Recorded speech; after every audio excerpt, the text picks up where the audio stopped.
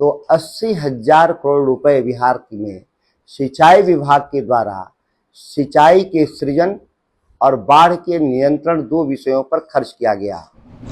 तो बड़े सिंचाई योजनाओं के जरिए बिहार में 12.5 लाख हेक्टेयर सिंचाई की व्यवस्था हो रही थी। बिहार में 80,000 करोड़ रुपए खर्च करने के बाद भी सिंचाई की क्षमता 25% घट गई।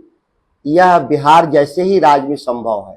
इस वक्त की बड़ी खबर बिहार के सियासत से निकलकर सामने आई है, जहां पर बिहार में 80,000 करोड़ रुपए का बड़ा घोटाला हुआ है। इस घोटाले का पर्दाफाश आरजेडी के सांसद सुधाकर सिंह ने किया। सुधाकर सिंह प्रेस कॉन्फ्रेंस करके ये बड़ी जानकारी देते नजर आए और उन्होंने कहा कि जल संसाधन विभाग में ये बड़ा घोटाला किया गया है।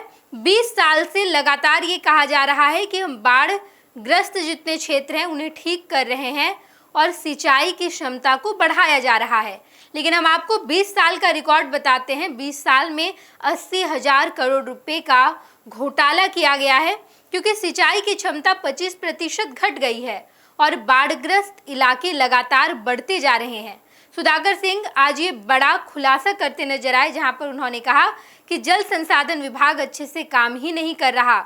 ये उस वक्त की हम आपको बात बता रहे हैं जब राबड़ी देवी मुख्यमंत्री हुआ करती थी। राबड़ी देवी मुख्यमंत्री के पद से हटी और उसके बाद से ये सब कुछ शुरू हो गया।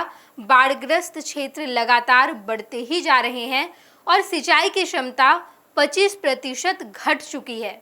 जल संसाधन विभाग का 2 ही मुख्य काम है।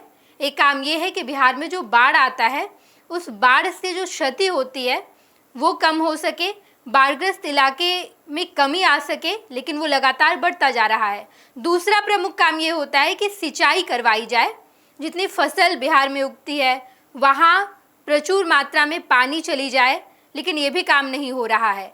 1 जून को ही पानी खोल दिया जाना चाहिए था, लेकिन अब तक ये नहीं हुआ। 15 दिन तक डिले किया गया है, ये जानकारी निकलकर सामने आई है। जल संसाधन विभाग अच्छे तरीके से काम नहीं कर रहा और यही वजह है कि काम ना करने की वजह से जो सिंचाई की क्षमता है वो 25% घट गई है और बाढ़ग्रस्त इलाके लगातार बढ़ते ही जा रहे हैं। इसको लेकर सुधाकर सिंह ने क्या कुछ कहा है, आप सुनिए। जल संसाधन विभाग जिसका मुख्य काम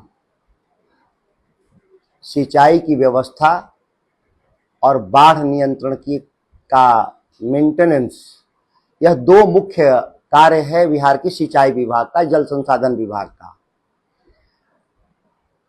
लगभग प्रतिवर्ष जल संसाधन विभाग के द्वारा, सिंचाई विभाग के द्वारा 4,000 करोड़ से ऊपर की राशि बिहार में खर्च की जाती है।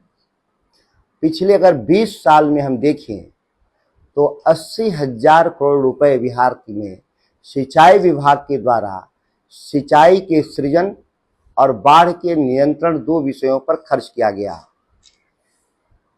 बिहार के लोगों को जानकर आश्चर्यचकित होंगे कि पिछले 20 साल में जब राबड़ी देवी जी की सरकार जब समाप्त हो रही थी 2005 में, तो बड़े सिंचाई योजनाओं के जरिए बिहार में 12.5 लाख हेक्टेयर सिंचाई की व्यवस्था हो रही थी। और जब आप 25-20 साल बाद देखेंगे तो यह घटकर 9.5 लाख हेक्टेयर हो गया। बिहार में 80,000 करोड़ रुपए खर्च करने के बाद भी सिंचाई की क्षमता 25% घट गई। यह बिहार जैसे ही राज्य में संभव है, दूसरे किसी राज्य में नहीं। 80,000 करोड़ रुपए बड़ी रकम होती है, लेकिन इसके जिम्मे दूसरा काम भी है, बाढ़ नियंत्रण भी। बाढ़ नियंत्रण भी पूरे इस दौरान पूरे बिहार में 1 हेक्टेयर भी इलाका बाढ़ मुक्त नहीं हुआ। कई ऐसे आंकड़े भी आए हैं जो बाढ़ग्रस्त इलाका बढ़ा है, घटा नहीं है। तो ये 80,000 करोड़ रुपए कहां बह गए, यह भी एक जांच का विषय है पूरे बिहार में। सरकार चलाने वालों की अगर हम नमक हरामी देखें, नाफरमानी देखें हुक्मरानों का, तो इससे खराब स्थिति कभी नहीं रहा। एक लंबे समय से किसानों के हित में सिंचाई विभाग का निर्णय था कि हर हाल में रोहिणी नक्षत्र में हम बिचड़ा डलवा देंगे खरीफ के लिए, धान के लिए। लेकिन वर्तमान सरकार, डबल इंजन की सरकार ने इस कानून को बदल दिया, इस नियम को बदल दिया। 15 मई तक जो नहरों में पानी छोड़ा जाता था वो अब 1 जून को इन लोगों ने छोड़ना शुरू किया है। सवाल ये है कि 1 जून को भी बिहार में किसी नहर में पानी नहीं छोड़ा गया। बिहार सरकार के सिंचाई विभाग के एक आदेश के जरिए कहा गया कि बिहार में नहरों के मेंटेनेंस और पुनर्निर्माण के चलते नहरों का संचालन 15 जून से शुरू किया जाएगा। जो 15 मई तक नहरों में पानी छोड़ने का प्रावधान था, जिसको बिहार सरकार बदल करके 1 जून की स्वयं, और अब चिट्ठी निकाल करके 15 जून तक रोक देना, क्या बिहार में किसानी होगी? धान की खेती समय पर होगा? असंभव।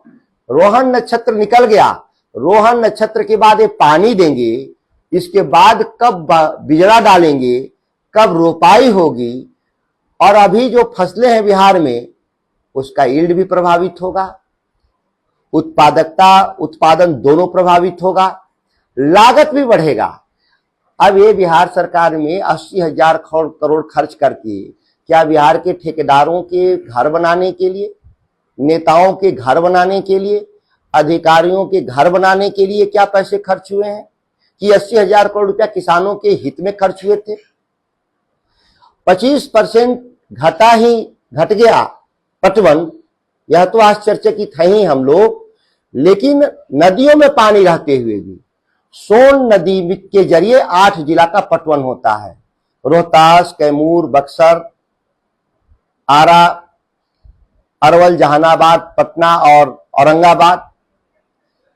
8 जिला के पटवन जिस नहर से होता है, नदी में 9,000 क्यूसेक इंद्रपुरी बैराज पर होने के बावजूद भी नहरों में मात्र 3,000 क्यूसेक पानी छोड़ा जा रहा है। ऐसा जबकि 9,000 क्यूसेक पानी छोड़ने के बाद भी टेल तक पानी नहीं पहुंचेगा, पूरी नहरें सूखी पड़ी हुई हैं। किसके आदेश से ऐसा काम हो रहा है बिहार में? कौन लोग हैं बिहार की खेती को बर्बाद करना चाहते हैं? जबकि बाढ़ सागर में अभी भी 1,058 क्यूबिक मीटर पानी अलग से रिजर्वायर में रिजर्व है, जो पिछले साल का पानी बचा हुआ है। मेरा हिस्सा अगले साल के लिए नहीं, पिछले साल के हिस्से में इतना पानी बचा हुआ है, पानी की कोई कमी नहीं है। वही हाल गंडक नहर नदी का भी है और कोसी नदी का भी है, जहां पर्याप्त पानी होने के बाद भी नहरों में नहीं छोड़ा गया। जानना चाहते हैं हम किसानों की तरफ से बिहार में कि ये जो नहरों के पुनर्निर्माण रख रखाव, कौन ऐसी परिस्थिति है कि आप मार्च में नहीं पूरा करते, अप्रैल मई में पूरा नहीं करते, या क्यों जून जुलाई में काम होता है? यह एक लूट का तरीका बना रखा है जल संसाधन विभाग बिहार में, जिसमें पैसे सरकार का लूट लेने का इंतजाम करता है कि कोई भी अगर नदी का सफाई, नहर की सफाई हो, अगर बारिश हो गया तो वो उसकी नापी में नहीं आ सकता और वह कह देगा कि ये सफाई हुई है और पैसा निकाल लिया जाएगा। इसके लिए जानबूझ के हर साल ये देर किया जाता है। बैठे हुए ऊपर मंत्री हो, प्रधान सचिव हो, अभियंता प्रमुख हो या नीचे के कर्मचारी हो, मैं लगातार कह रहा था कि आप पानी क्यों नहीं छोड़े समय से। मुख्यमंत्री को भी पिछले साल भी पत्र लिखे थे कि किन परिस्थितियों में 15 मई से आपने 1 जून कर दिया। आज 1 जून को भी पानी नहीं छूटा। जब मैंने टेलीफोन किया कि 1 जून को पानी क्यों नहीं छूटा नहरों में, तो कहा गया हम रिपेयर के लिए भी बंद किए हुए हैं बिहार के पूरे नहरों को। कौन ऐसी नहरें हैं कि पूरे बिहार की एक साथ नहरें बंद कर दी जाती हैं रिपेयर के नाम पर? ठेकेदारों का और इतना प्रभुत्व है इस विभाग पर, सिंचाई विभाग पर। वो मर्जी से इस विभाग का कानून बनाते हैं, मर्जी से इस विभाग को चलाते हैं, मर्जी से चाहते हैं नहरें चलाते हैं। यहां बिहार के किसानों के हिसाब से कोई नहीं। हमारे जो बिहार के कृषि विभाग के जो अधिकारी हैं वो भी सोए रहते हैं, वह भी कभी भी डिमांड नहीं करते। सिंचाई विभाग का मुख्य काम किसानों का सहयोग है और कब पानी चाहिए और नहीं चाहिए या कृषि विभाग के अधिकारियों को समन्वय करना चाहिए सिंचाई विभाग के अधिकारियों के साथ, जो कभी नहीं करते, सोए रहते हैं। और 80,000 करोड़ रुपए ये कोई छोटा रकम नहीं होता है बिहार जैसे गरीब राज्य के लिए।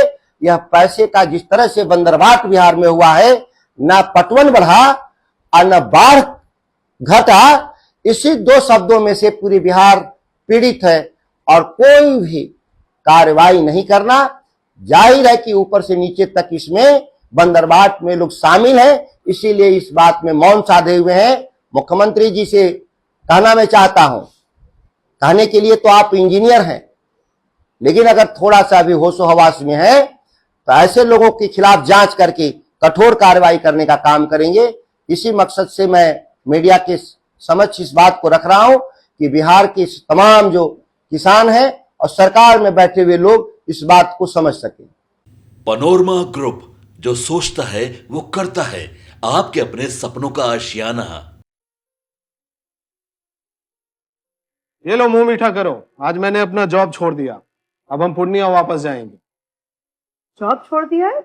मतलब ये घर कैसे चलेगा? हम करेंगे क्या? और माँ बाबूजी क्या बोलेंगे? इसलिए मैं एक और मिठाई का डब्बा लाया। अपने बिजनेस के लिए लोन अप्रूव हो गया। अरे लोन अप्रूव हो गया वो तो ठीक है, लेकिन पूर्णिया में हम रहेंगे कहाँ? अपना घर भी तो नहीं है वहां। इसलिए तो एक और मिठाई का डब्बा अलग से लाया हूं। हमने पूर्णिया में घर ले लिया है, पूर्णिया के ई होम्स पैनोरमा में। पूर्णिया में पैनोरमा ग्रुप लेकर आए हैं ई होम्स पैनोरमा। बड़ा घर, आलीशान जिंदगी और अत्याधुनिक सुविधाओं के संग। अरे अब क्यों मुंह मीठा करवा रही हो? क्योंकि हम घर वापसी जो कर रहे हैं। घर वापसी की खुशी पूर्णिया में ई होम्स पैनोरमा के संग। ई homes panorama, luxurious lifestyle redefined.